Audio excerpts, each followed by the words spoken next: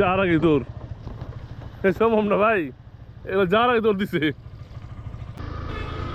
আজ আমি আছি কুয়াকাটাতে, আর এর একটা দিচ্ছি একদম সুন্দর কুয়াকাটার মেরিন ড্রাইভ দিয়ে।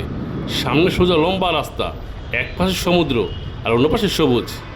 এইরকম রাস্তা দেখলে মানে বাইকের স্পিড একাই বেড়ে যায়, হাতের কন্ট্রোল থাকে না, বাইকের কন্ট্রোল থাকে না। আপনাদের কি মতামত? এই রাস্তার সবচেয়ে ভালো ব্যাপার হচ্ছে খোলা আকাশ আর সমুদ্রের বাতাস। রাইড করার সময় হেলমেটের ভিতরে যে বাসের শব্দ শোষো, সত্যি অনেক ভালো লাগছে। অনেক বাইকারকে দেখলাম এখানে অনেক জোরে স্পিডে বাইক চালায়, আবার যারা বাইক বাড়ায় নেয় তারা তখন জোরে চালায়। কিন্তু না রে ভাই, এইখানে রাইডের সবচেয়ে আসল মজা হচ্ছে ধীরে ধীরে দৃশ্যটা উপভোগ করা। আমার কিন্তু বর্তমানে বাইকের স্পিড আছে 45 থেকে 50, এর উপরে বাইক স্পিড উঠছি না। সত্যি বলছি, এটাই সবচেয়ে বেস্ট। যাক, আমি আর কথা পারবো না, আমি চাচ্ছি নীরবে চুপচাপ থেকে এই রাস্তাটা উপভোগ করতে। আপনারা চলুন আমার সাথে উপভোগ করুন।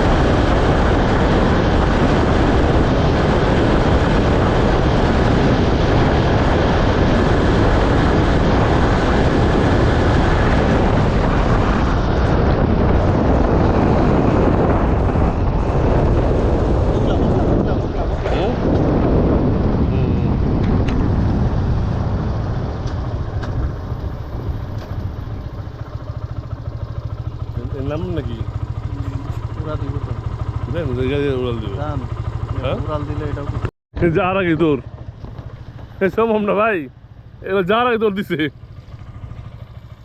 দেন এক পা নামছি তাই তোর বোঝে না, সামনে গেলে কি অস্ত করবো। হ্যাঁ, লোকটা সুবিধা না না। ধন্যবাদ। কাঁকড়া খাই মোবাইলে সারো দেন লেবু খালি বেশ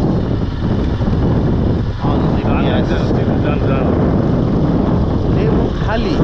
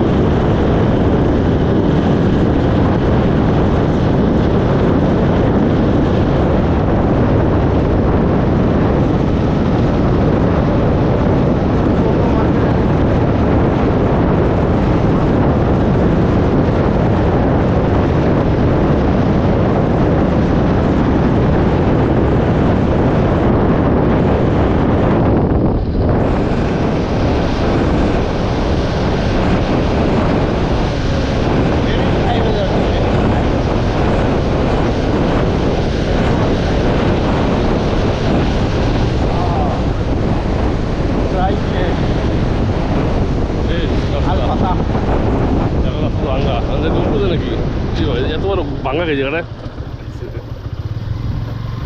পুরো রাস্তাটাই ভালো ছিল, এই শেষ দিকে একটু রাস্তাটা কি ভাঙা ভাঙা বলতে কি এখানে কাজ চলতেছে, কাজ পুরোপুরি হয় নাই, তাই তার সমস্যা হচ্ছে না, এখান থেকে যাওয়া যায়।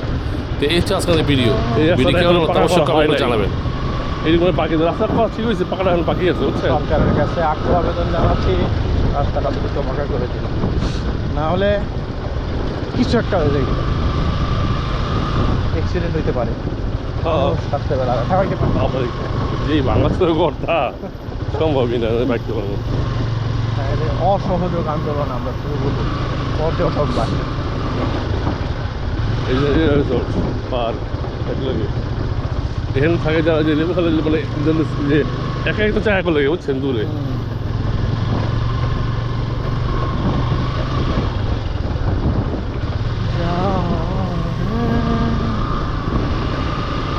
কথা লড়া যাবো।